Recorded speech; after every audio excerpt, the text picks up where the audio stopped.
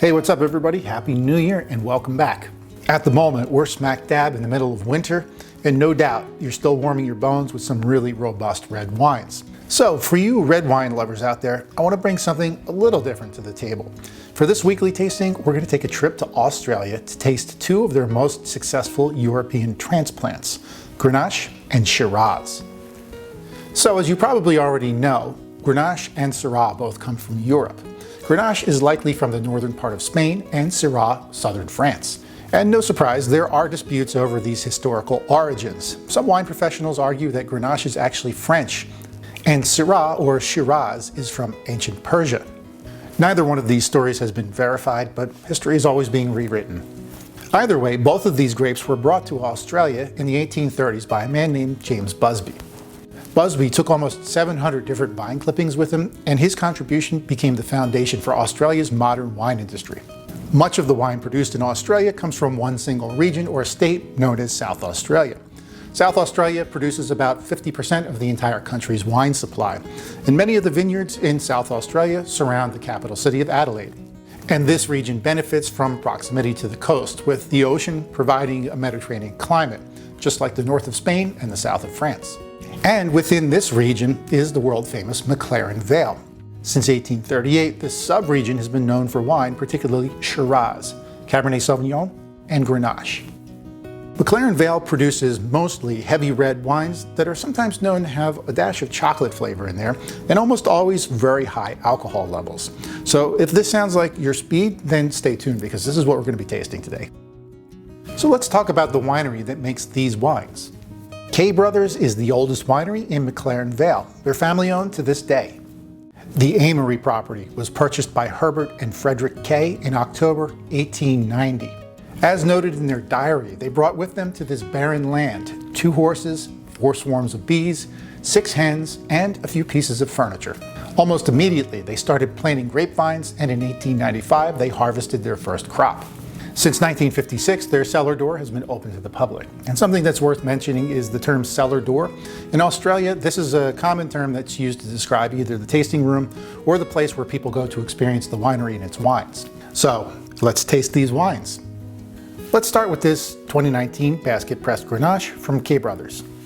Check out the color in the glass there. This is very light, but that's typical for Grenache. Give them a swirl and a sniff. Grenache is an easy grape to peg. When you smell it, it's almost always candied red fruit in the glass. Candied cherries, strawberries, and raspberries. With Grenache, you don't get a lot of color out of the skins of the grapes, nor do you get tannins, so it's not a very tannic wine. It's smooth and light. While this would qualify for a bold red wine, what keeps it balanced, fresh, and light is the zingy acidity. And the high alcohol gives it a bit of a burn, 14.5% to be precise. The predominant flavors in here are red currants and red cherries. Another reason why I think this wine tastes smooth is because it was basket pressed, as you see here on the front label. Basket pressing is very traditional European. It's a lot more gentle on the grapes and leads to a wine that's less harsh.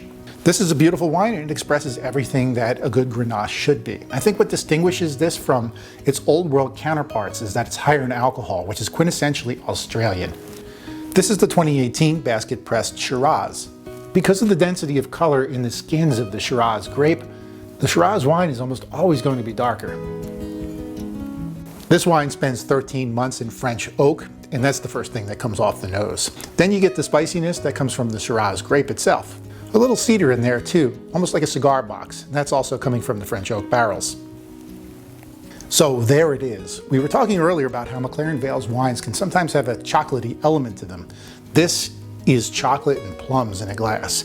And there's this sticky resinous kind of quality to it, probably coming from the oak barrel aging. The alcohol has a bit of a bite to it because it's 14.5%. It finishes off with these beautiful notes of blueberry and blackberry, and one last thing, black pepper, which is very characteristic of the Shiraz grape.